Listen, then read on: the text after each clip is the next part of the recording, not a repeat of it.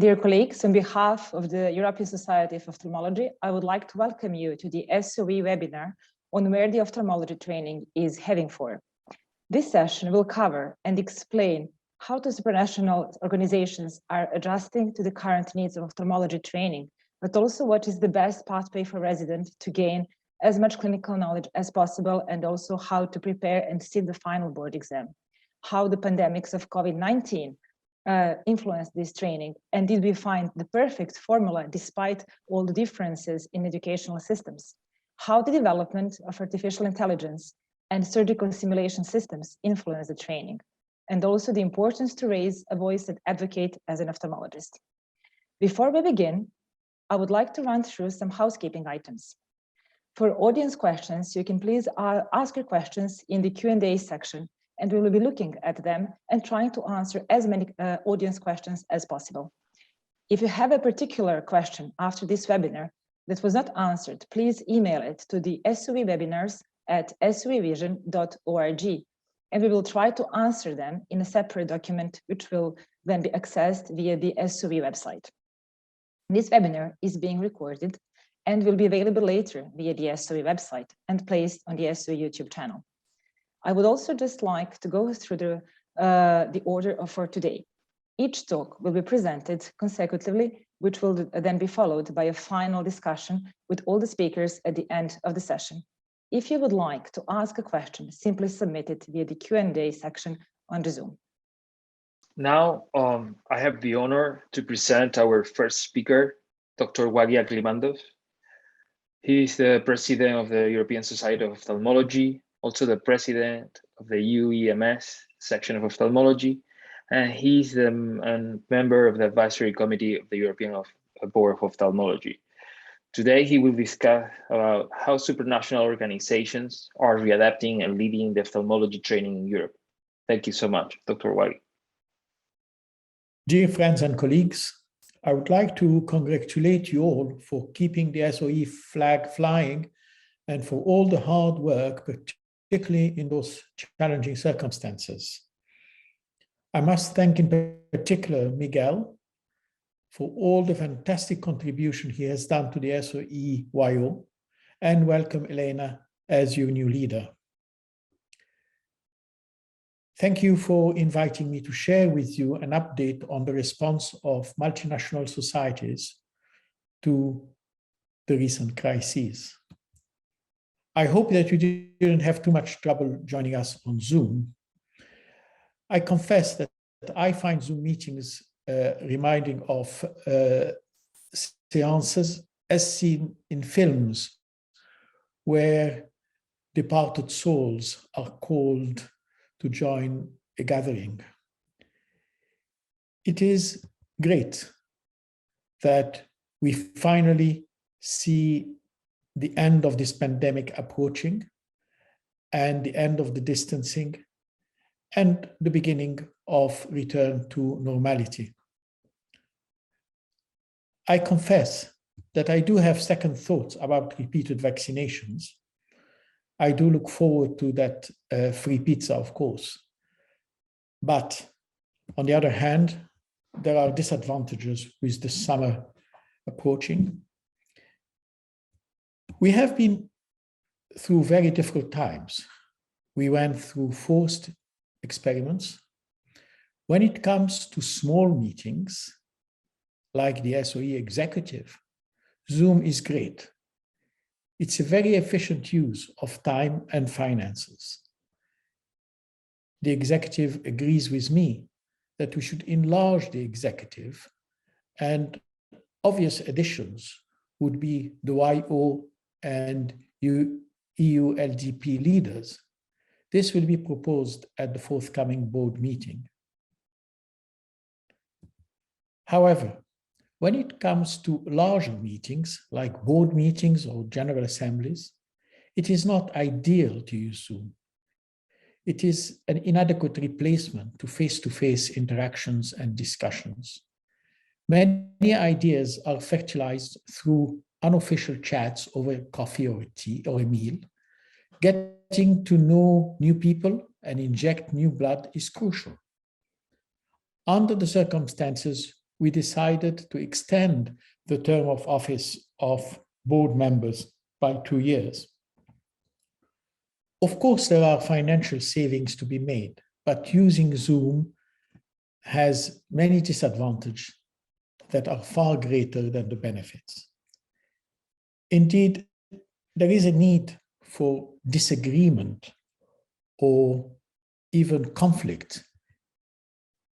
I certainly learn more from people who disagree with me than those who agree, provided, of course, the debates are rational and respectful. As you know, the 2021 SOE Congress was initially deferred and subsequently cancelled. There were many hours of discussions as the pandemic evolved. Decisions were at times difficult. We essentially need a good 6-month period of stability ahead of the Congress to ensure that we have the support of pharma and allow time for delegates to confidently book flights and hotels. As you know, we kept the SOE flag flying by instating the series of webinars that turned out to be a great success. Indeed, we might consider going on with such 7 webinars on the alternate year where there is no Congress. Many of you may be aware that various exams were cancelled and then deferred and inevitably modified. This applies to many, including the Royal College of the UK and the EBO exams. EBO subspecialty exams are still on hold. The hybrid format was eventually quite successful, but not ideal due to the lack of true clinical cases or the face-to-face discussions during an oral examination. There are definitely lessons to be learned and potential for new practices to be adopted on the long term. The European Assessment Committee for CM had to adapt and speed up its process in response to the requests of online meetings. It incurred, of course, some essential losses, but is now back to pre-pandemic level of activity.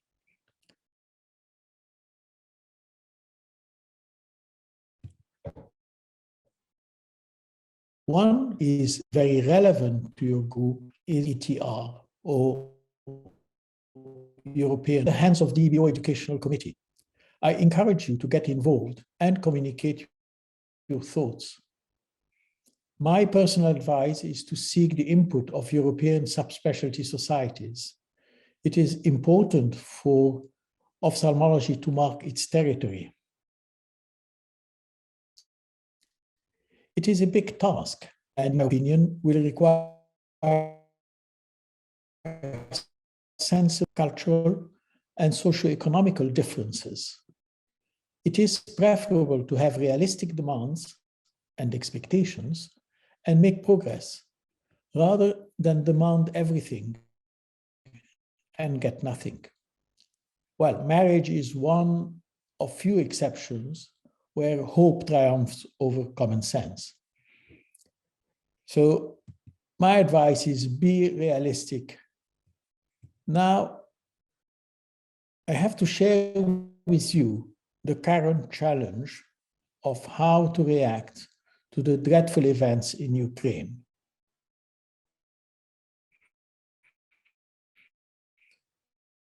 This is the leading eye. But what can we do? The obvious is absolute rejection of Russian aggression, support of our Ukrainian colleagues, and practical help through donations and contributions to various initiatives. The SOE received a message from a national delegate specifically objecting to punishing Russian ophthalmologists. A unanimous statement of the executive reflecting that view was subsequent increase in aggression and divided views internationally and within the SOE means that the decision to suspend Russian society was necessary, and we agreed that pending a vote at the board meeting. Remember that the SOE was founded in 1956 as the Societas Ophthalmologica Europea, with the aim to promote ophthalmology in Europe and to stimulate cooperation between European ophthalmologists and between their national societies. A Latin name was specifically chosen by our founding fathers to emphasize its supranational nature, an important issue in post-war Europe. The concept was stay out of politics. Now, the situation is quite complicated. For instance, I can share with you a letter from Alison Mitchell, Chief Journal Officer, advising editors to make sure that there is no discrimination against Russian authors, even if it entails changing the editors. And here is the text of her letter.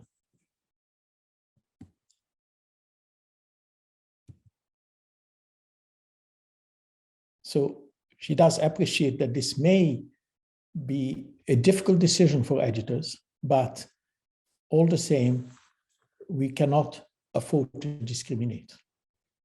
So I'd like to leave you with some food for thought. There are, of course, differences between societies and individual memberships, political and academic activities, seniors and juniors, etc. Bear in mind that we have learned to expect the unexpected. Other conflicts with more divided opinions may arise in the future. Conflicts may involve the country of the president or executive members. We could find ourselves having to make very difficult decisions. Ideally, it would make sense to keep out of politics. Decisions to be made by the board, and this is what we've decided. So in summary, there is widespread agreement about the rejection of Russian aggression. There will be differences in opinion on strategy and how to react. Democracy is about agreeing with the majority and still respecting differences without hurting others or questioning their values. If you want to make everyone happy, don't be a leader. Sell ice cream instead. Well, see you all face to face and happy at happier times. I leave you with a thought from Albert Einstein. We were not born to be robots. Thank you. Enjoy the rest of the webinar. Thank you very much, dear Vagich. We will have a chance to discuss this presentation at the end of the webinar. It is my pleasure now to welcome our second speaker, Professor Kristina Grubcheva, the former EBO president and the vice rector at the Medical University of Varna, who will discuss the topic how young ophthalmologists can prepare for the subspecialty exams. Thank you. Please, Kristina. Dear colleagues, it's a great pleasure to talk about the subspecialty exams in ophthalmology. I would like to start with a little bit of historical perspective. And I would like to mention that in the past, historically in medicine, we were using a variety of different modalities for teaching and a variety of different modalities for examining. And in some countries, there are still practical exams where students and actually young specialists are supposed to do lots of practical things. However, the pandemic of COVID-19 taught us that we can do a lot of those things virtual and save the stress for the doctors and save the stress for the patient as well. So what are the main pillars that we need to follow? Well, on one hand, we have the national specialists and national regulation, but these young specialists today would like to be at the European standards. And also, all of us are having different level of training. So somehow we need to find a way to do it in a way that it's amalgamated in one subspecialty, which is convertible across Europe. That's why the societies here are playing a key role. Also, it is very important where the person that would like to have a recognition in subspecialty practices, because in private and public, in university or just a practice, there are quite a lot of differences. And the main question here is probably who would be responsible? Well, again, societies are playing a key role in this challenge. Why it is challenge? Because you need to have a syllabus, you need to follow certain requirements, you need to be able to monitor your progress, and of course, you need to have a self-control abilities as well. So when we are talking about subspecialty exam, it depends very much on the standards of different societies. And here we need to answer the three important questions: when, who, and how. So who is obviously you? You would like to sit the subspecialty exam. When timing is minimum, so you need to encouple minimum of experience, but then after this, it depends fully on you. And how to sit the exam, you basically need to identify the exam of your interest. What is the role of the EBO? EBO is an organization with 26 years of history today, and it runs comprehensive exams since 1995. And EBO provides the so-called EBO title, Fellow of the European Board of Ophthalmology. But this title is not a must when you decide to do the FEBOS or subspecialty exam. So anyone who completed their studies and who are recognized specialists in ophthalmology in their country can take the exam of FEBOS, which is a subspecialty exam. And in glaucoma, this option is valid since 2015, for cataract surgery 2017, and 2018 for pediatric and strabismus. My colleagues from the European Board of Ophthalmology are working very hard on plans for retina and oculoplasty. And I must say that each society is having their own requirements. So each society decides on the bar that they are setting for the trainees. And also they are deciding on what kind of practice this candidate should have. Also, the different training experiences are considered and the different streams of training. But the most important thing is that the expertise and high standard is required. Therefore, the candidate should not only know the textbooks, they should be familiar with the latest techniques published in the journals. They should be familiar with the latest techniques reported in general. So, who can sit this exam? Somebody who already finished their subspecialty training. In Europe, we do not have fellowships. And this is maybe a little bit of downside, but subspecialty training exists. And my personal recommendation would be that you take a logbook of all your activities. Some societies require surgical experience, some societies do not, but basically surgical experience and logbook is extremely important.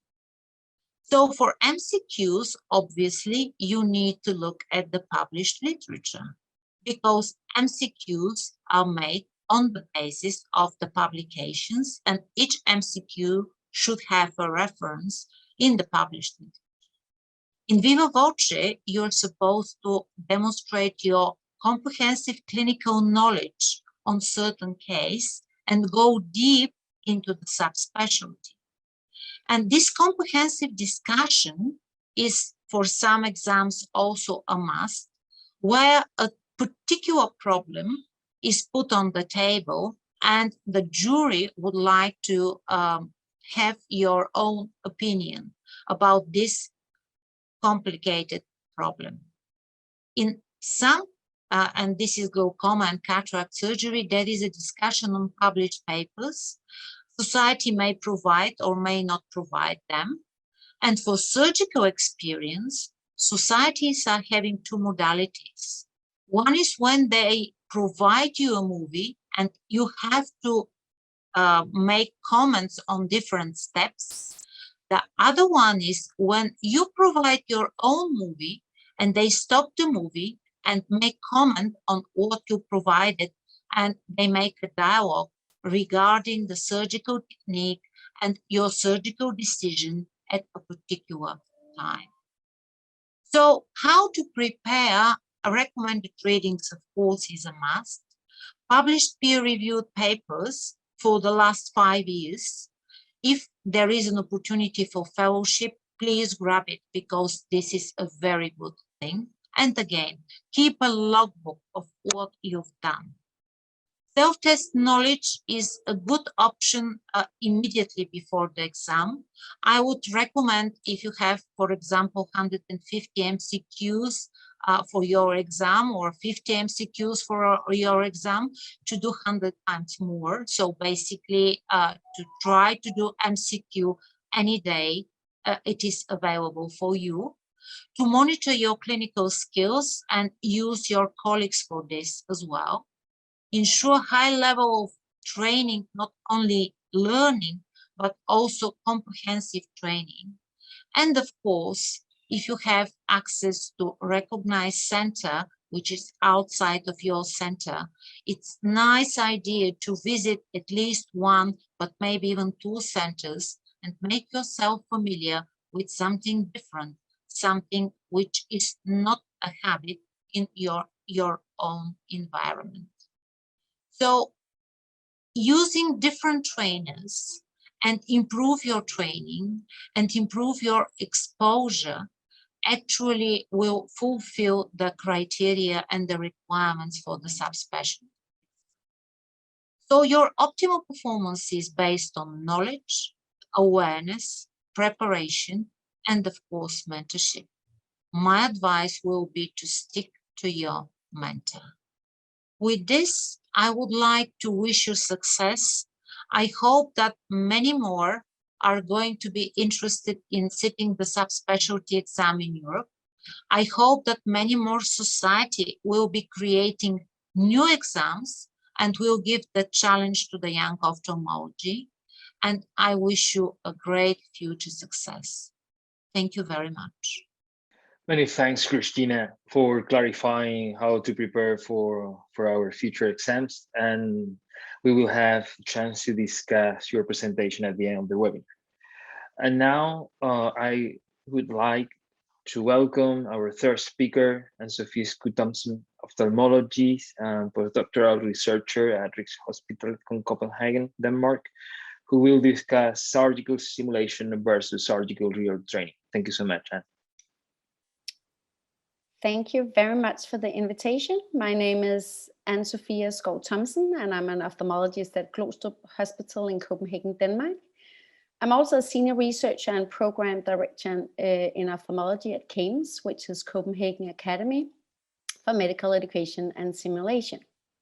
My talk today is about surgical simulation versus surgical real training.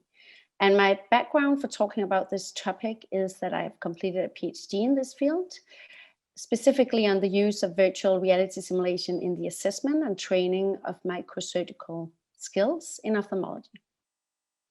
So this is an area that has been dominated by personal opinions, and this is our attempt to support this area with evidence-based knowledge.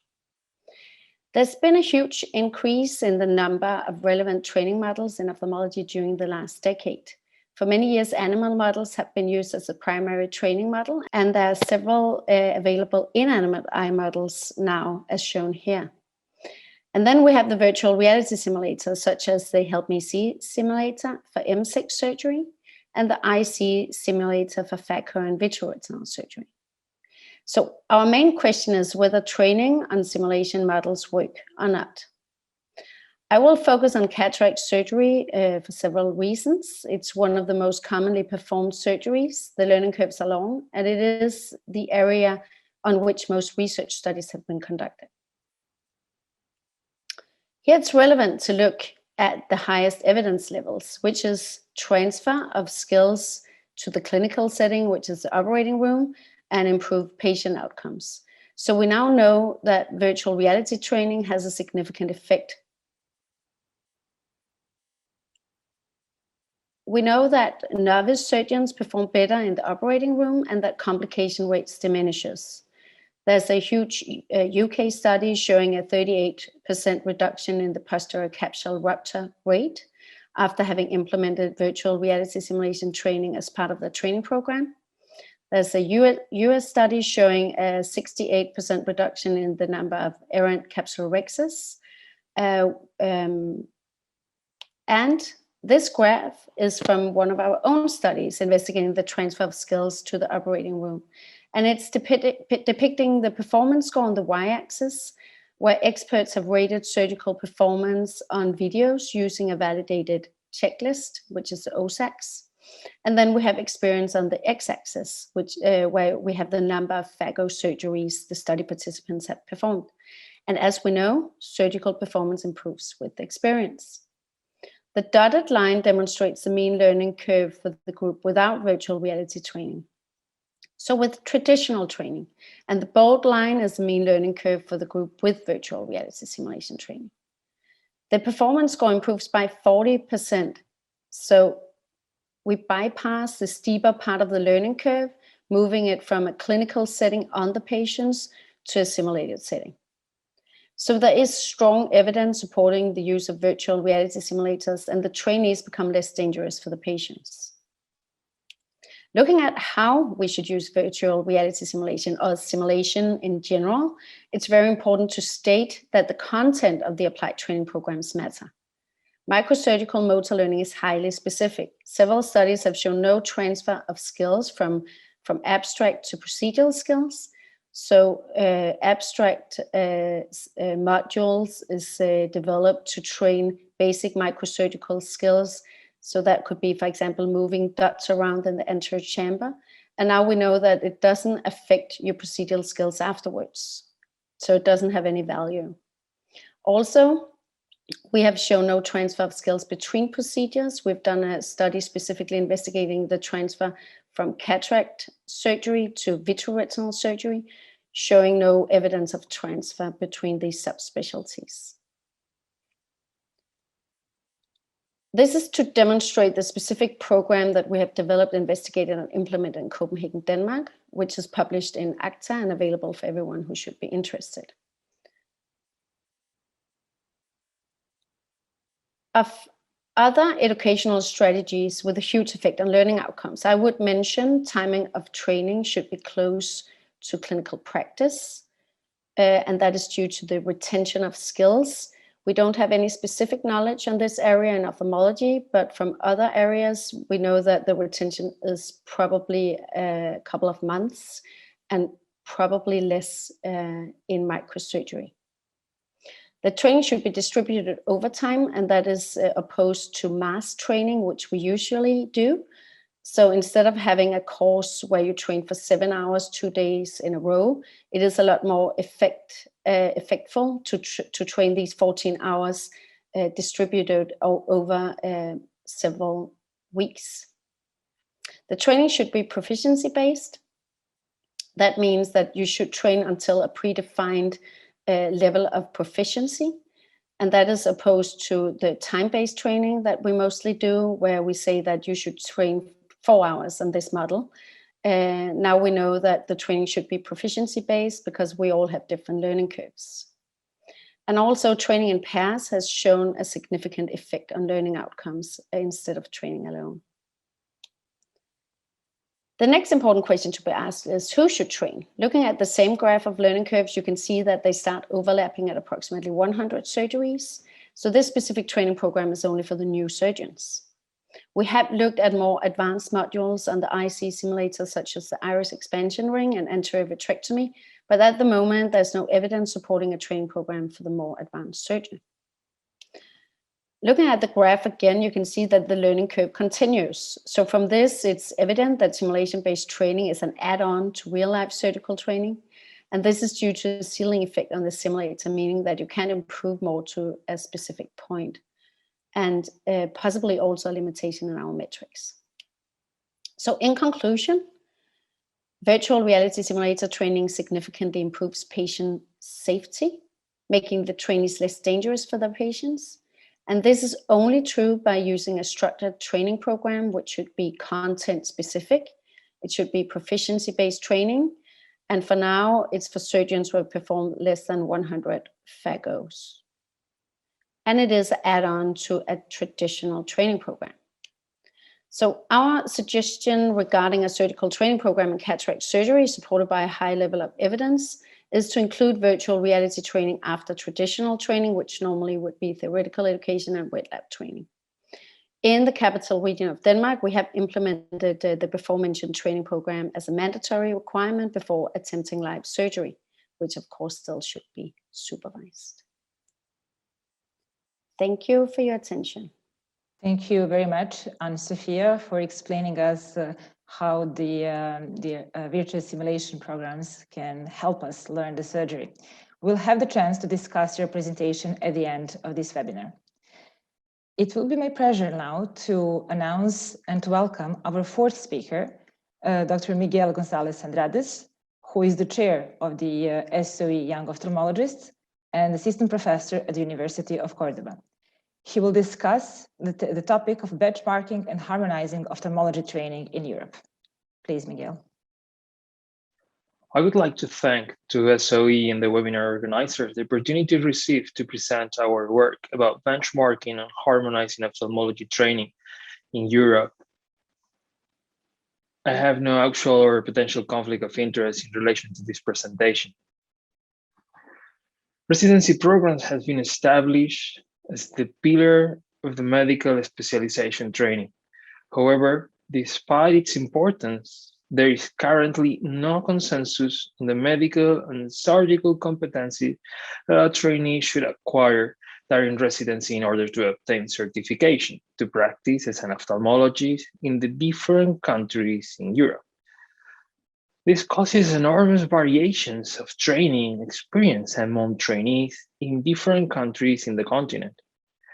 Additionally, there is currently a paucity of information regarding the training content and conditions in the different European countries. Thus, we aim to benchmark ophthalmology residency training in European countries to assess the differences and possible deficiencies and to gauge among the trainees their degree of satisfaction with residency training in order to harmonize and enhance training in ophthalmology across Europe. For that purpose, we conducted a survey using the online platform Google Form between November 2018 and January 2020. We targeted all the European young ophthalmologists who were undertaking residency training and those within 2 years of completing residency training. We asked those in training to respond based on their training experience up to the time of the survey. If the respondents have completed residency training, we asked them to respond according to the overall experience of their residency. After excluding those who submitted incomplete responses, 214 participants were included in the data analysis. These participants represent 36 European countries, all of which offer ophthalmology residency training. The median number of participants per country was 7. The country with the highest number of participants was Portugal with 19, followed by France and Turkey, 18 each. Among the respondents, most of them indicated that they undertake residency training in a public medical system, and at the time of the survey, most of them were residents. The median for the duration in years of ophthalmology training of the survey participant was 4 years. The countries with the longest training were Ireland and the United Kingdom with 7 years. By contrast, Ukraine and Russia, 2 years, and Belarus, 1.5 years, were the countries with the shortest training. UEMS have claimed 3 years as a minimum residency time, which may explain the observation that mainly non-European countries with less than 3 years. Among all the respondents, 75% state that they had a national residency curriculum common to all training centers. 20% did not have one, and 5% didn't know if they have one. The importance of following a residency program to acquire the necessary competency should be transmitted to the residents, not only for knowing and expecting what they will do in the residency, but also for them to demand a proper training. The heterogeneity among countries also affects the need of a mandatory examination prior to practicing as an independent ophthalmologist. 55% reported the presence of a mandatory certification process, either in the form of a specific national examination or a national board for ophthalmology, while 20% are not required to sit any mandatory examination prior to practicing as an independent ophthalmologist. Surprisingly, in countries like Belarus, Denmark, Finland, France, Italy, Norway, Spain, Sweden, and Turkey, the remainder are required to sit regional examinations, the EVO or the ICO examinations. Most of participants reported a good level of confidence in the clinical competencies achieved during their training period. The respondents reported the highest confidence in the examination of the visual field confrontation, the measurement of intraocular pressure, and the examination of the fundus of the eye. Conversely, procedures in which respondents felt least confident in were the forced action test, interpretation of electrophysiology studies, indirect ophthalmoscopy, vascular indentation, and prism cover test. Regarding cataract surgery, based on those who have a minimum surgical number mandated by their training program, the median number of phacoemulsification surgery required for each training was 25. The number of phacos performed per resident in each European country is shown in this figure, and focus on those responding in their fourth to seventh year of residency or those who already finished. The median of phacoemulsification surgeries performed were 50 during the residency period, and 47% of them performed less than 25 cases. In this group of more experienced residents, only 2 countries showed a median of more than 300 phacoemulsification surgeries: Portugal and United Kingdom.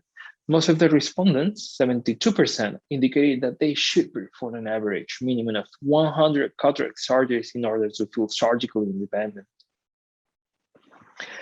If we consider the 4th year residence as a reference, as it corresponds to the median duration of residency in our study, and therefore should reflect the representative final surgical volume for a given resident in Europe, more than 34% would have graduated without performing a single phacoemulsification surgery, 47% without ever excising a pterygium, and 31% never repaired any eyelid laceration. These values are staggering, especially since these are common procedures considered essential for any ophthalmologist. In this heterogeneous context, The majority of participants, 69%, were in favor of an official program common to all European countries. And most participants agree, 40%, or completely agree, 24%, with the need to complete an exam in order to be eligible to practice as an ophthalmology specialist. It is evident from our data that there is a deficient surgical training, since a considerable proportion of the respondents are far from achieving the minimum standards set by some of the European countries included in this survey. The deficient surgical training is also reflected in the degree of satisfaction of the participants. While most were either completely satisfied, 6%, or very satisfied, 40%, with their medical competencies, as you can see here, only 16% were completely or very satisfied with the acquired surgical competencies, and 42% indicated that they were completely unsatisfied with their surgical competencies. In conclusion, this study reflects the great heterogeneity in the different residency training programs and competencies achieved by ophthalmologists in training according to their country of residency, especially in terms of surgical skills. Residency in ophthalmology has vital importance in the abilities to be acquired by the staff during the training period in order to act as an independent ophthalmologist. Thus, it could be essential for national governments as well as governing bodies to establish a European training curriculum common to all national teaching committees. Finally, I would like to thank to my colleagues and friends from the SOE committee, Simon, Yelena, Marie-Louise, and especially Roberto Anaya, their excellence and perseverance to perform this work. And also, we really appreciate all the help and support in this project from the SOE committee and the SOE and the national representatives. Thank you so much. Thank you, Miguel, for pointing out the problems and the differences in the training in ophthalmology and the need to harmonize our training.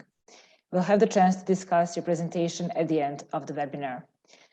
I would like now to welcome our fifth speaker, Marie-Louise Roed Rasmussen, the past chair of the SOE Young Ophthalmologist, who is working in Copenhagen and who will discuss a suggestion for a minimum surgical curriculum in the European Union. Please. Good afternoon. My name is Marie-Louise Rasmussen. I'm past SOE chair, and I will present a suggestion for minimum surgical curriculum within the European Union. First of all, I couldn't have done this without any of my friends. This is the SOE steering committee made back in 2018 with the purpose of making a surgical minimum curriculum. The first question we asked ourselves is, what are we training to become? And the most basic definition is that we are training to become general ophthalmologist. So we made a definition of that. That's a comprehensive ophthalmologist that can take care of the majority of patients with all types of eye diseases who is met in the general population, including minor surgery. That means that you can take responsibility on calls, you can work at a smaller hospital, you can work in private practice and do things independently. The subspecialist is another game. Why is this a problem? It's a problem because we live in the European Union, where there's a free movement of travel across European borders, and that aims for some sort of harmonization. This was recognized by the European Union many years ago, and they created the UEMS, the European Union of Medical Specialists, with the purpose of aiming harmonization in residence training, but also with the goal to create a European training requirements called the ETR. This has already been completed by more than 50 medical and surgical subspecialties. There is a UEMS for all medical specialties. However, the ETR for ophthalmology is still in the process. You can't say that they have been sleeping, but because they have created the EBO, and the EPO is harmonizing the theoretical foundation within residency training, and it actually has improved a lot, and now it has a curriculum, and they are testing the theoretical level even on complicated surgery. But we do not have a surgical curriculum within the European Union. So this is our suggestion from the perspective that all residents should have a fair chance to get this basic introduction to be able to take care of most ophthalmic patients and become general ophthalmologist. And all on minimum numbers. If you feel for training your residents even more intensively, just feel free to do so. Please do. We choose the procedures from 5 different aspects. Disease prevalence, it needs to be a frequent disease or procedure. Is it safe to train for the patient if the resident is doing the procedure? What is the case trainee ratio? How many cases are there available? And how many do you need to do to be confident? Some skills are taken into account because they have a huge amount of skill transfer. And some are left behind because they are technical difficult, which means that you need to practice a lot of time to gain the competence. Finally, we needed to define the training definitions. We aim for full competence, but in the procedures where we are measuring numbers is for primary surgeon, and that is defined as a resident that must be presented to all critical steps and perform the majority of the critical portion of the procedure under appropriate faculty supervision. The last thing is quite important, mainly for safety of the patient, but also for the learning possibilities. The lowest level is assisting, and we should avoid observing. We made different categories, and this is the first one in our suggesting, which is on laser procedures. And we aim for full competence in capsulotomy and in all retinal laser therapy, except for diabetic focal laser treatment. Everyone should have some experience with iridectomy and SLT. For injections, all should have full competence in intravitreal injections. In anterior segment, corneal foreign body removal and removal of corneal sutures should be standard. Some will even not regard this as surgical procedures. Everyone should try to remove simple pterygiums. No complicated cornea procedures, but basic phaco. And with 50, we know that we are not aiming for full competence. You should have at least 250 if you are aiming for something like that. But with 50, we give the residents a fundamental insight into this procedure, sending the right patients for surgery, giving good post-operative care, and have a basic to build on if they want to become a competent phaco surgeon in the end. So that is the proposal. For the external oculoplastic, there is a lot of smaller procedures, suturing of small wounds, simple eyelid laceration, biopsies, shaving excision, lashes, chalations, dacryocystitis. For the more, but still basic oculoplastic surgery, we think there's a huge amount of skill transfer between the various procedures. So we aim for around 50. And it doesn't really matter if you do a lot of blepharoplasty or you do a lot of tarsal sling, but you need to have some skills where you can feel the tissue and become competent in suturing within that area. Also knowing when it's not simple and easy. No lacrimal surgery, except for punctal occlusion. In the end, basic strabismology we suggest 10 procedures, and that's mainly because in many areas of Europe, it's the residents and fellows who have the on-calls where they are need to take care of the globe ruptures. And basic subspecialties have a skill transfer to move around the globe and to handle globe ruptures and get more experience in that field. How controversial is this? It is on European basic quite controversial.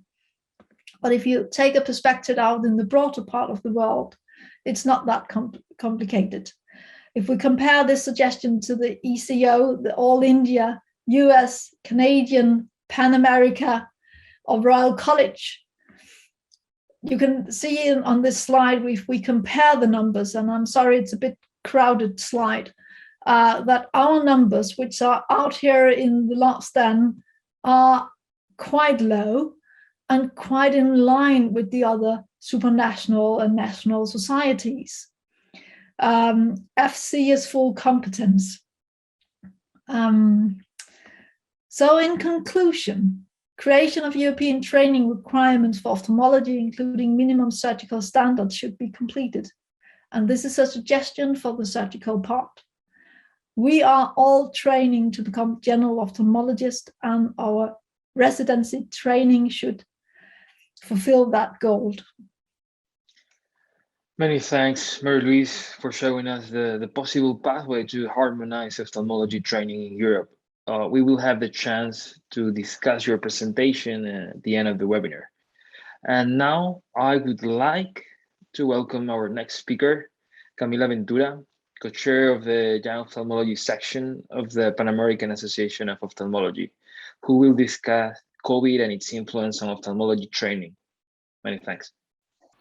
Hi, I'm Camila Ventura, co-chair of the Young Ophthalmologist Committee of the Pan American Association of Ophthalmology. And before I begin, I want to thank the SOE YO in the name of my dear friend, Dr. Miguel Andrades, for the kind invitation. I want to say that I'm really excited to give this talk on this very current and relevant topic, that is the influence of COVID-19 on ophthalmology training. For background purposes, as we all know, the numbers of the COVID-19 pandemic are dramatic. It is quite shocking to see how it affected the entire globe and the negative impact that it had on humankind. As we can see here, there has been approximately 5.9 million deaths around the globe. And to give you an idea, this number accounts for the entire population of Singapore. Having said that, we would expect no less that COVID-19 caused a huge burden on the entire healthcare system, including the healthcare providers around the globe, for being in the front line of this battle. So the first question I want to answer is, how did the pandemic affect ophthalmology care? How we ophthalmologists were providing care to our patients and coping with the challenges in ophthalmology care. And here I know that there's no surprise to any of you. The numbers of the elective procedures, both clinical and surgical, reduced drastically. This global survey by Sanjay and colleagues show that almost 50% of ophthalmologists stopped operating during the pandemic, and that 40% were operating less than 1/4 of their original volume. So as a consequence and as a solution to maintain care provision during the pandemic, there was a shift towards telemedicine and home monitoring. This shift was reported in one of our COVID studies, where we addressed retina specialists in the world and found out that retinal diseases were being monitored by patients at home and also by their physicians using teleophthalmology. So now the big question here, the one that you're all looking forward to, is how did it affect the training of residents and fellows? Well, COVID-19 affected all spheres of ophthalmology training, starting by the residency matching process, because residency applicants faced a complex selection process during the pandemic. One positive aspect was the reduction of the financial burden, since all interviews were performed virtually. And another positive aspect was that the number of research publications were not reduced during the pandemic. So medical students, they were able to keep up with research. However, the downsides of the pandemic was the reduction of the practical training in medical school. Nearly half of the applicants reported that their rotation were canceled, and almost 80% did not complete externships. As for the residency training itself, we identify similar experiences being described by different countries. As we can see in this first Portuguese study, the training time spent in different specialties and surgical activities reduced among residents, and 1/4 of them were deployed to COVID units to help in the front line. This other study, this Polish study, describes the perspective of residents and fellows. They felt that the pandemic had a negative impact on their surgical as well as their overall training in ophthalmology. This study also mentions about the drastic change towards the virtual lectures and theoretical lessons during this period.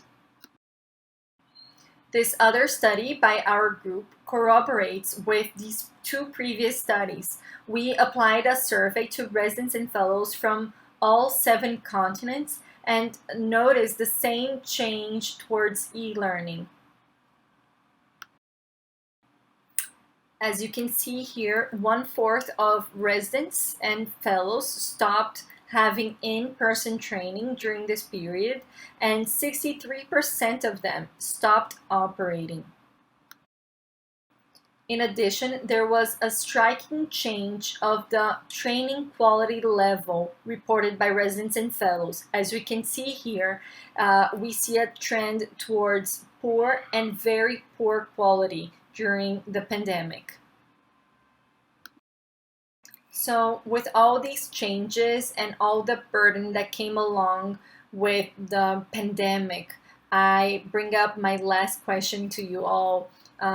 What were the consequences on the mental health of residents and fellows during the pandemic? So as you can see here in this review study, we observe a rise in the incidence of depressive symptoms as well as anxiety and negative thoughts among young ophthalmologists during the pandemic. This study performed in India with over 2,000 young ophthalmologists showed that 1/3 of residents and fellows experienced some degree of depression, and that 1/3 of them had a hard time meeting their life expenses during this time. This study also highlights that depression was significantly higher in those at younger age, those that were not practicing and that were worried about their training growth, and those that were facing a financial struggle during this time. So now, based on all this data that we talked about and that now we are all aware of, it is time to find the means to overcome these challenges and achieve success by training resilient and capable young ophthalmologists with both clinical and surgical skills around the globe. To obtain that, the way to surpass all of this is by intensifying training from now on, since now we're back on track. We believe that to maintain the quality of training, services of ophthalmology must intensify surgical training, introduce virtual simulators, and maintain both in-person and the virtual forms of teaching, because the silver lining, one of the silver linings of COVID-19 is that it showed us that technology and the virtual forms of teaching has helped us shorten distances and has facilitated the exchange of knowledge. To conclude, I know that COVID-19 pandemic has been challenging to the young ophthalmologists in so many aspects that we cannot fully understand and grasp the different side effects that will unwind from it. However, a little word of wisdom here: challenges are what make life interesting, and overcoming them is what makes it meaningful. I want to end this presentation by thanking again the organizing committee for the opportunity to represent the PAO-YO in the SOE-YO webinar. Thank you very much. Thank you very much, Camila. It was an excellent presentation. This COVID pandemic's influenced our lives and also our training. I would just like to ask the audience to write the questions in the Q&A section of the Zoom, and we will try to answer them later. It is my pleasure now to welcome our final speaker, Dr. Darby Miller, who is representing the American Academy of Ophthalmology and who is the president of Florida Society of Ophthalmology. He will discuss the topic of how can ophthalmologists influence the political arena. Thank you. Well, hello. My name is Darby Miller. I'm an assistant professor of ophthalmology at the Mayo Clinic in Florida. I practice cornea, cataract, anterior segment. And this morning, I'm going to be giving a webinar on what's called How Can We Ophthalmologists Influence the Political Arena? And I have no financial disclosures. All the work that I do for the American Academy of Ophthalmology and the Florida Society of Ophthalmology is voluntary. I'm chair of the Young Ophthalmologist Advocacy Subcommittee for the Academy, and also on the Surgical Scope Fund, which I'll go through here in a little bit. So this is a quote that I think kind of sums up what I'm going to be talking about this morning. And I'll just read it. Just because you do not take an interest in politics does not mean politics won't take an interest in you. And this is, claimed to be from Pericles around 430 BC. And this is very true. If you don't be an advocate for yourself, for your patients, for your profession, and you sit on the sidelines and you're not at the table, things will be happening to you, to your patients, to your profession, and you will not have any input. So you do need to take an interest in politics. So influencing the political arena. There's another quote by a United States Senator here in the US that states, if you're not at the table, you're on the menu. Again, same thing. If you're on the sidelines, if you're not involved, things will be happening that will affect your patients and your practice and the profession of ophthalmology. So you need to get at the table and have a say. And so how do you do that? At least in the States, joining local, state, and national ophthalmology societies is a big way to do that, because you can speak with a unified voice if you have a large number of physicians, ophthalmologists beside you. Make sure you educate yourself on the issues that are facing ophthalmology and medicine, and certainly participating in advocacy events. So one example, at least in the States, is the American Academy of Ophthalmology's Mid-Year Forum and Congressional Advocacy Day, which we do every year. And I'll go a little bit more into that shortly. But fundraisers, at least in the States, are very important. So you can support members of Congress, financially, host a fundraiser, be at a fundraiser, especially for members of Congress that are advocates of ophthalmology or advocates of medicine. A good example of this is Dr. Marionette Miller Meeks, who is here in this photo. And she is not only an ophthalmologist, but also a US Congresswoman. So she really has a voice in Congress that is speaking on our behalf, on behalf of ophthalmology and behalf of medicine. So Mid-Year Forum, what is this? So I don't know if there's something analogous in Europe, but this is an annual event that the American Academy of Ophthalmology does each year in Washington, DC. It's coming up here in April, but where basically the leaders within ophthalmology come together and they advocate on behalf of patients in the profession. And we go to the Hill. We actually speak with the congressmen and senators. We speak with their staff. We also have 170 what we call advocacy ambassadors that come each year. And advocacy ambassadors are members in training. They're residents at programs throughout the United States. They travel all the way from Oregon, Washington, California, all the way to DC. To represent their states and represent ophthalmology on the Hill.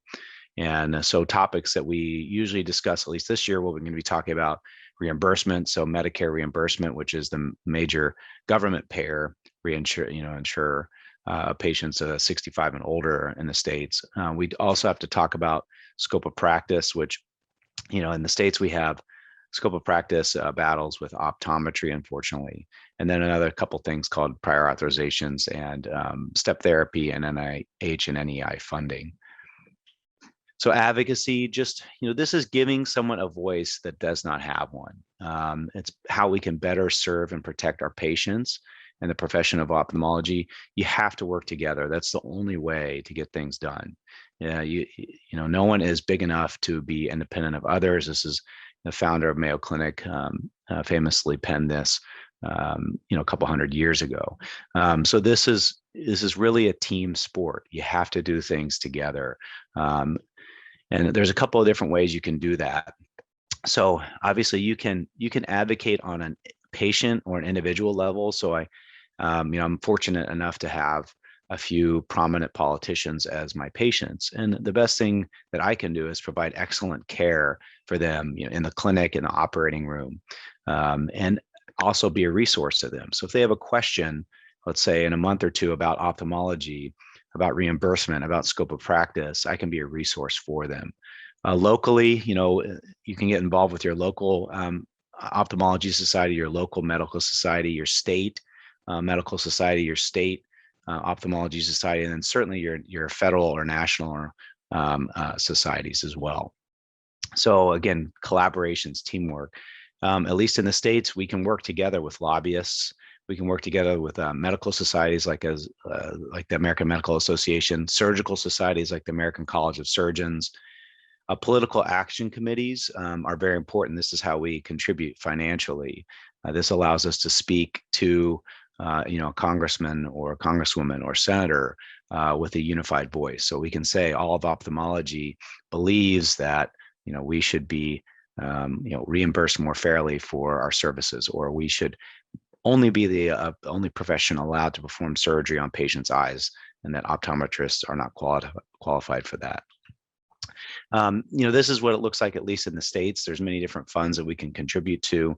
Again, these are just examples, but Surgical Scope Fund, which is the committee that I'm on, this basically tries to protect patients by not allowing paraprofessionals or non-physician providers to perform surgery on patients' eyes. For example, optometrists trying to perform lasers, injections, eyelid lesion surgery on patients when they have not gone to medical school or performed a residency training program. OPHPAC is another, this is our national American Academy of Ophthalmology PAC that speaks to candidates for United States Congress. And then there's also state IPACs, which are political action committees that are specific to, let's say, Florida or Texas or New York. Social media has become another avenue where we can speak to different political issues. We have a couple of closed Facebook groups. One is called Ophtho Influencers. Another one is called Yo Influencers. Some of you may be on these. We're looking at, Twitter and Instagram also, whether these are going to be, official American Academy of Ophthalmology, accounts or non-official. It's in discussion at this point, but we also have the Safe Surgery Coalition, which is a website that you all can look up. Safe Eyes America, another website. And then again, we're working together with the American Academy of Ophthalmology, OPPAC, and the Surgical Scope Fund, those two PACs that I just mentioned earlier. So just in summary, so main thing is get involved. Remember, if you're not at the table, you are on the menu. So you need to make sure that you are at the table, you're involved, you are educated, right? Education is the antidote. So if we can educate our patients, educate our legislators, so that they are informed, they have the right facts, things go much more smoothly for our patients and for our profession. We need to do this together as a team with others, whether that's with your societies, with fellow ophthalmologists, fellow physicians, And then don't forget the financial contributions. I'm not sure exactly how that works in different countries in Europe, but at least in the United States, very important that we come together and contribute so that we can speak with a unified voice, so that we have all of ophthalmology speaking, one theme, one message. So I believe that is it. And thank you very much for your attention today. That's my email. If you have any questions, please feel free to shoot me an email. And I wish you all the best. I hope everybody's staying safe.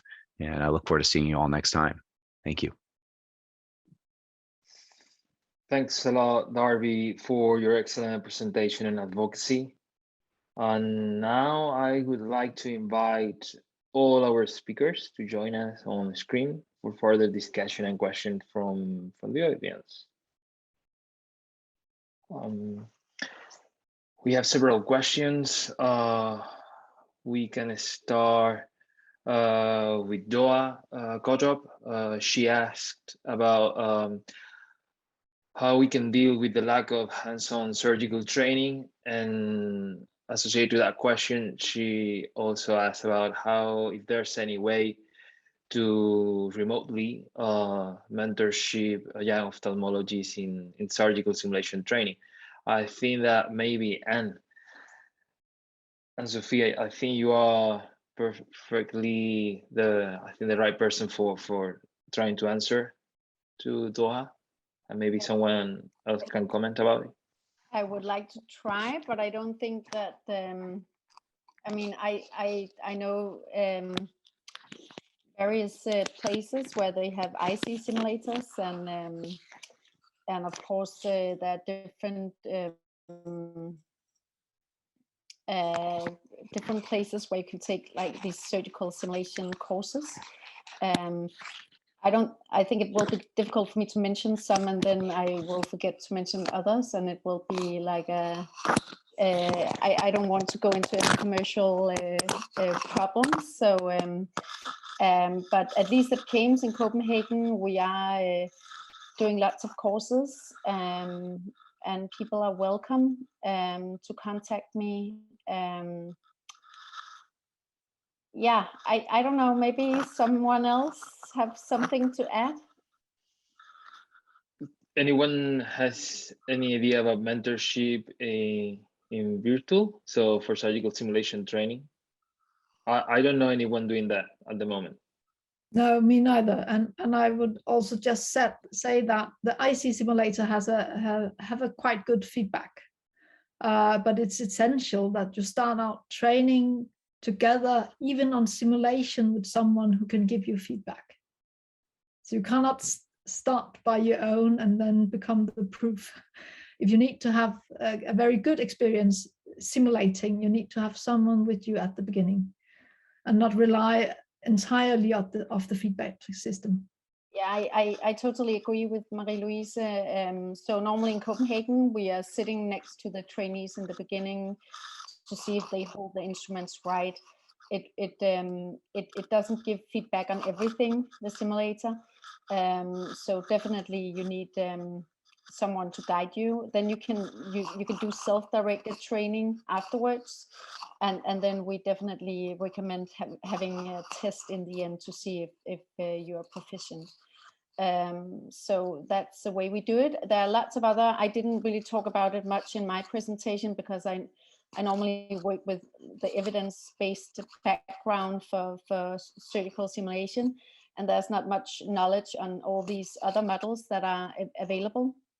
But there are lots of models available, and I think that most of them are useful. So yeah, it's I mean, you can train capsulorhexis on a grape, and I think that's great if you do it holding the instruments right.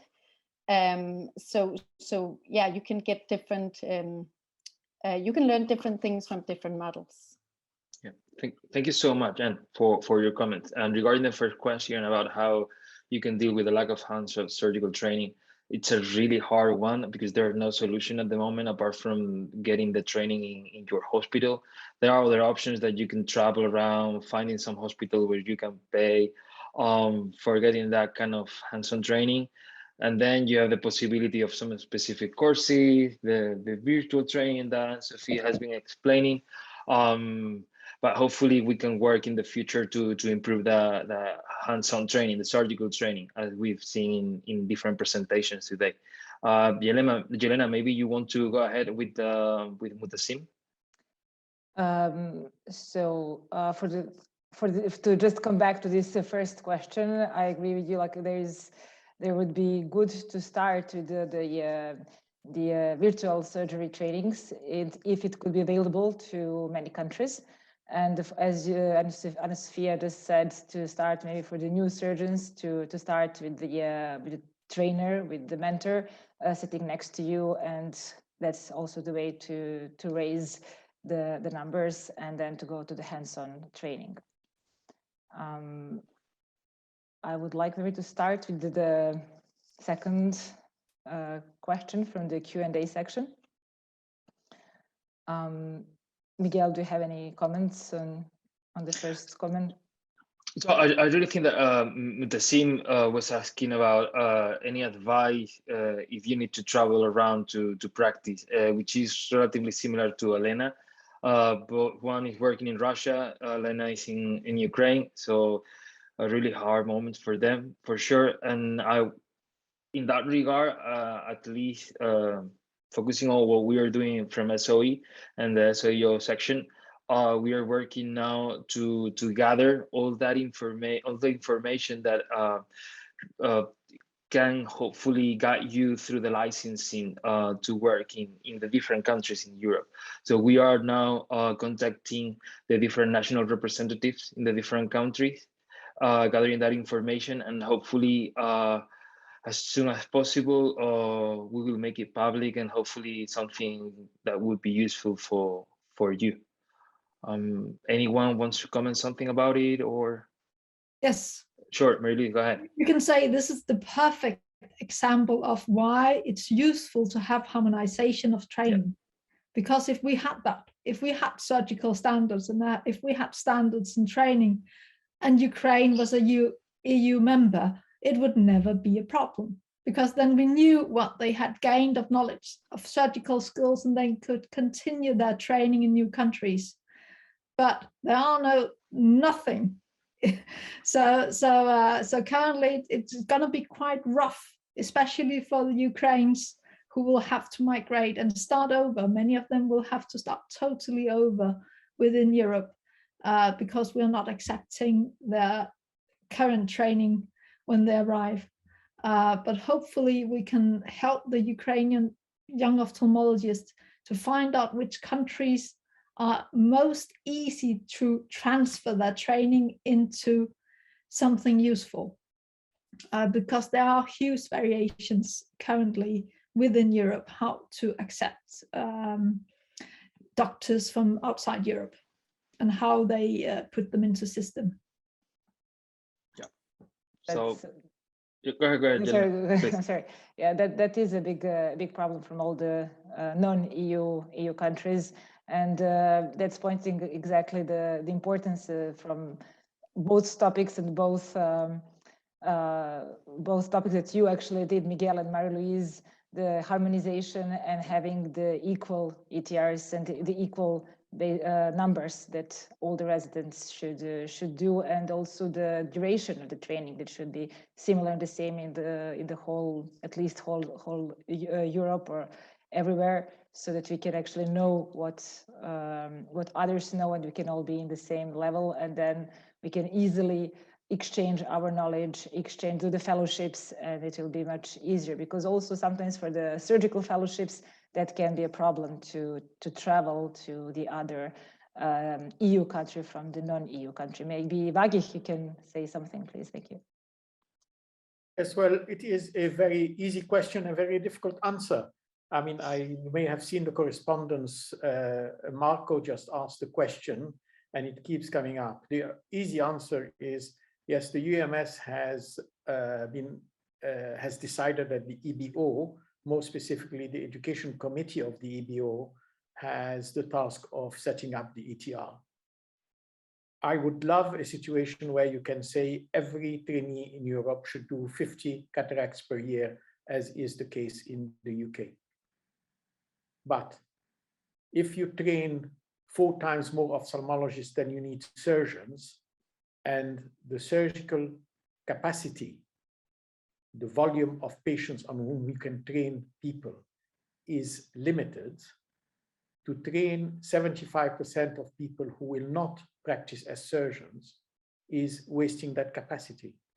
And if there isn't a capacity in a particular country, and you're going to rely on people traveling to another country, you have 2 elements: surgical capacity and funding. So the theory is beautiful, is simple, and I would love an ETR that says that every ophthalmologist, every trainee should do 50 cataracts per year. But what we have learned is that if you make unrealistic recommendations, you get dismissed altogether. So we have to find a solution, a way, rather than go to people and say, you must train people by doing it, giving them so much, is to say, okay, where do you get this capacity and how do you find those posts? Now, there are differences across Europe where a country has 4 times more ophthalmologists per 100,000 of population than another country, a neighboring country, and where 75% end up doing mostly optometrist job. These are historical and cultural differences that are very difficult to change overnight. It so happens that in ophthalmology, 10% of our work is surgical. And that is why Ireland, for instance, has now separated medical ophthalmology training from surgical ophthalmology training. And in the UK, there are now few, but bound to increase, number of trainees in medical ophthalmology. Now, it is very difficult, and it's not within the actual authority of the UMS or the EBO to impose on people to change their training radically and make sure that only people who have done so many cataracts can become ophthalmologists. And I will end by saying, you know, a comment that often comes along: if someone is not a competent cataract surgeon, should he not become an ophthalmologist? And that's a very, very long conversation. If someone at an early stage finds that he is interested in squint and squint surgery and is not a competent cataract surgeon, should he not be trained? These are just some of the questions. And before, you know, we are here to make the changes. So rather than go to authorities and say, you must do that, I have learned in my life that I should always go to someone with a problem and a proposed solution. That's how you get things done. And we are the ideal people to come up with the proposed solution. So I would love to hear about the proposed solution. How do I force people to say, you must take 10 fellows and train them in retina? They'll say, I don't have enough patients, I don't have enough money. I would love to hear the solution. Thank you. Marie-Louise, please. Yes, I think there's many things I would like to comment on that. The first one is that Miguel's presentation showed that the lowest level of training within Europe is devastating. It's really, really low. And if we take out the FACOs, if we take the suggestion I made, or we made, and we take out the FACOs, if we exclude them from the suggestion, can we agree that if you train ophthalmologists and they can't even do a chelation, they can't even suture small wounds, are they ophthalmologists? Some even, so in my country, they are laughing when I'm saying that lasers, to do a diabetic laser is a surgical skill. But however, it is a procedure in some way, which I find quite essential for an ophthalmologist. And we have lots of countries where they're not trained to do diabetic lasers. They're not trained to do capsulotomies. And I think some of these skills of small minor surgeries are really essential in taking care of basic patients. That's the first comment. Secondly, if you can't do these minor procedures, if you don't have enough patients to train your residents within these procedures, I don't think you should train people. Then you should have, then you shouldn't divide the ophthalmology training, then you might divide it into optometrist training and ophthalmologist training, instead of minimizing the ophthalmology training. Is that a clear point, or am I saying something weird here? And we want to answer this point. Yeah. I would say that it's a very sensible point. And if we had a blanket sheet now, and we are going to devise ophthalmology and ophthalmology training, this would be a very good starting point. But Yes. what we have in front of us is a situation where, say, training of ophthalmology in France, not to take a small country, 75% end up doing mostly optometric job. It is beyond our authority or anyone's authority to go and tell France, train 25% or 75% less ophthalmologists and train more optometrists. This would be the right equation. But is it tell them to train less ophthalmologists and they don't have the capacity to train them?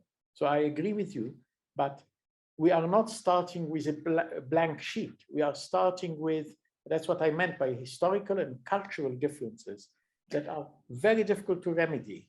Maybe the ETR, and I have mentioned to Tristan Boursier, who might be on the webinar, who is chair of the education committee of the EBO and has kindly taken on the task of doing the ETR. This might be the time to put on the ETR that there are different types of training in ophthalmology. If someone is purely training in medical stroke neuro-ophthalmology, it doesn't matter if he has absolutely no surgical skills, but it should be trained completely separately from any kind of surgery, or decide that there is a third category where you do lasers and you don't do the rest. It's a huge task, very difficult. This might be the time to do it through the ETRs, but it's you and the education committee on the EBO who should communicate and come up with the solution you want and we want, rather than complain about the current situation, which is no. But if we think straightforward, I would say that the only way to improve training is to try to have some standards to aim for. And I know the UEMS can't claim that people start training their residency in another way, but they can make recommendations so the national boards can go back to within their countries and say, all right, people, we are not making these standards currently. Can we please improve in some way? How can we improve it? So I think if we are not having any standards, nobody's going to raise that bar, because the bar is too low currently. I think we need to pull that up. And I agree, it is a difficult task about the FACOs. But in this current suggestion, it's 50 as primary surgeon. We are not aiming for full competence. Thank you. Please, Christina. Christina wants to comment something about it. Christina, just I put think your you're microphone. Yeah.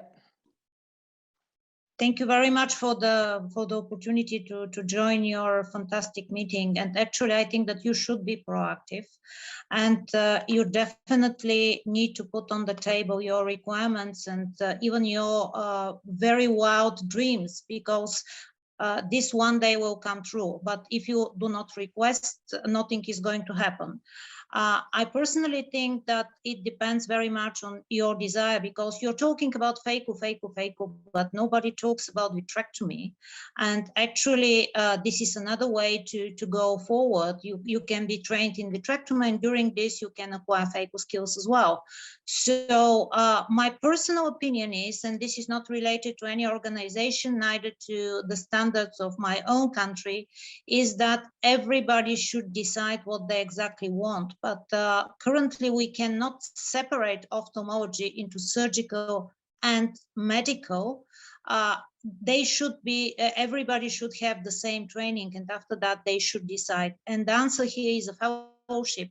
And the worst problem of Europe is that we do not have fellowships as a standard. And this is valid for your countries, this is valid for my country as well. So I guess that one thing that you should insist on is fellowships in Europe, more opportunities for fellowships, more financing for fellowships, your national institution, international abilities, because I think that this is important. Just an advice from somebody who is at the end of the surgical career. Thank you very much. Maybe Darby, you can say something about advocacy in fighting for our minimum surgical curriculum and dreams and ideas. Yeah, I mean, I will say, from our standpoint, I guess we really have one overseeing organization, the American Academy of Ophthalmology, which tends to drive, the minimal surgical numbers. It partially oversees in conjunction with another organization, the AUPO, the fellowship programs. So there are standards by which each resident has to graduate with prior to being able to practice, and then being able to sit for the boards, or the American Board of Ophthalmology. They seem to work pretty well together, each of these organizations, and they obviously are in constant communication about changes in standards of practice, different types of new procedures, things like that. So again, I mean, this is I guess a little bit of what I was speaking about and what we're doing right now, but having this ongoing conversation, being at the table and helping make these decisions. It's fantastic to see this, that there's so many different people from different countries, different backgrounds that are coming together to talk about this. So I certainly applaud you guys for being on this, on this call, on this track. So. Darby, focusing now on advocacy, and there's one question about it, and also I have the same kind of doubt. How to that young ophthalmologists sometimes they are not too interested, they don't show too much interest on getting involved in advocacy. I saw how you try to, you have your social media, you have the advocacy meeting, and apart from that, there are countries like the person who is asking in the Q&A that they don't have any kind of structure or strategy in terms of advocacy. How someone that had this kind of environment can start in terms of advocacy? So how can that start? Yeah, again, we are very fortunate that the American Academy of Ophthalmology is putting more emphasis on advocacy each and every year, because I think they're realizing how important it is. Because there are, at least in the United States, there are decisions that are made, by legislators that can impact our practice, whether or not we can see certain patients, whether we can do certain procedures. And a lot of these legislators who make these decisions are not physicians. They're typically, attorneys, lawmakers, businessmen, businesswomen.